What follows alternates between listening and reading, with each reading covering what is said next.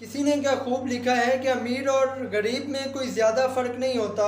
کیونکہ دونوں کی منزل قبر ہے، دونوں نے ہی ایک دن مر جانا ہے۔ لیکن یار، فرق تو صرف جینے کے انداز میں ہوتا ہے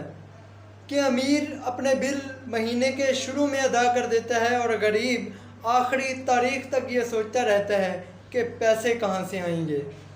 امیر کے نزدیک پیسہ نہ ہونا ہی تمام برائیوں کی جڑ ہوتا ہے، اور غریب کے نزدیک پیسہ ہونا ہی تمام برائیوں کی جڑ ہوتا ہے۔ غریب اپنی خواہشات کو پورا کرنے کے لیے اس بات پر ڈیپینڈ کرتا ہے کہ گورنمنٹ کب چیزیں سستی کرے گی اور کب وہ پیسے بچائے گا اور کب وہ اپنی خواہشات کو پورا کرے گا، جبکہ امیر